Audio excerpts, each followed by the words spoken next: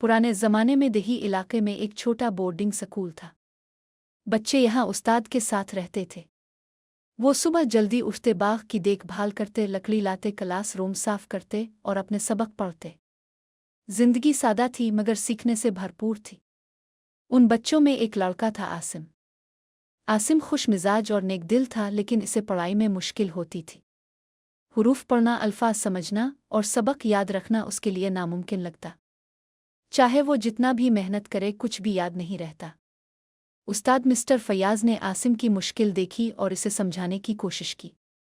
आसिम, इस तरह कोशिश करो, वो सब्र के साथ कहते, हुरूफ आहिस्ता आहिस्ता दिखाते। लेकिन आसिम फिर भी उलझ जाता। कभी कभी वो मायूसी में आह भरता और अपना चेहरा अपने हाथों में छुपा लेता। बाकी बच्चे इसकी हालत देखकर इसे तंग करने लगे। तुम तो बहुत सुस्त हो, कभी कुछ नहीं सीखोगे, वो हंसते। आसिम शर्मिंदा महसूस करता। हर लफ्ज़ उसके सीने पर पत्थर जैसा बोझ बन जाता। बाज़ दिन वो छुपना चाहता और दोबारा कभी चेहरा दुखाना नहीं चाहता। महीने गुजरते गए।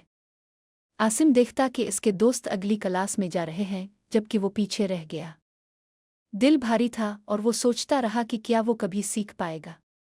एक शाम उस्ताद ने आसिम को बुलाया। आसिम, मैंने सब कुछ कोशिश की। शायद सीखना तुम्हारी ताकत नहीं। शायद अब वक्त है घर जाने का। आसिम का दिल डूब गया। शायद वो दुरुस्त कह रहा है, वो सोचा। आहिस्ता कदमों से स्कूल छोड़ा और अपने गांव की तरफ चल दिया, शिकस्त खुर्दा महसूस करते हुए। रास्ते में वो गांव के कुनवे के पास रुका। इसने कुनवे के पत्थरों पर गहरे निशानात देखे। हैरान होकर इसने एक बूढ़ी औरत से पूछा, ये निशानात कैसे आए?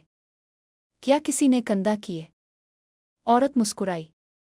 नहीं आसिम, ये रस्सी देखो। इसने एक पुतली रस्सी की तरफ इशारा किया जो पानी निकालने के लिए इस्तेमाल होती थी। ये रस्सी रोज पत्थर के साथ रगड़ती है। धीरे धीरे ये गहरे निशानात छोड़ती है। पत्थर हरा नहीं और ना ही रस्सी। आसिम ने रस्सी और पत्थर को गौर से देखा। इसके अंदर उम्मीद की चमक जागी। अगर नर्म रस्सी सख्त पत्थर पर निशान छोड़ सकती है मुसलसल मेहनत से, तो मैं भी रोजाना कोशिश करके सीख सकता हूँ, वो सोचा। इस रात आसिम सो नहीं सका। इसने फैसला किया, वो हार नहीं मानेगा। वो स्कूल वापस जाएगा और जितना वक्त भी लगे कोशिश करता रहेगा। अगली सुबह आसिम वापस स्कूल आया। वो सबसे पहले उठता, उस्ताद के साथ बैठता और पूरे दिल से पढ़ाई करता। कभी गलतियां करता, कभी हुरूफ भूल जाता, लेकिन पूछता, मश्क करता और दोबारा कोशिश करता। दिन हफ्तों में बदल गए। हर सुबह आसिम लकड़ी लाता, बाग की देखभाल करता और फिर उस्ताद के साथ सबक पढ़ता। वो सवाल पूछता, लिखता और सबक बार बार दोहराता। धीरे धीरे चीज़ें समझ आने लगे। वो एक लफ्ज़ पढ़ सकता, फिर एक जुमला, फिर छोटी कहानी। इसके हम जमात हैरान रह गए। वो लड़का जो कभी सुस्त और लापरवाह था, अब साबित कदम और मरकूज था।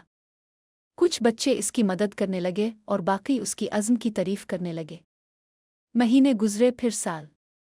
आखिरकार आसिम की मेहनत के नताइज ज़ाहिर हुए। वो अच्छे से पढ़ और लिख सकता था, सबक याद रखता और मुश्किल मसाइल हल कर सकता था। वो लड़का जिस पर कभी हंसा जाता था, अब पुरएतमाद और काबिल एहतराम था। आसिम एक दानिशमंद और इल्म वाला नौजवान बन गया। इसने अहम किताबें लिखीं और दूसरों के साथ अपना इल्म बांटा। लोग दूर दूर से इसके काम को पढ़ने और रहनुमाई लेने आते। आसिम ने रस्सी और पत्थर का सबक कभी नहीं भूला।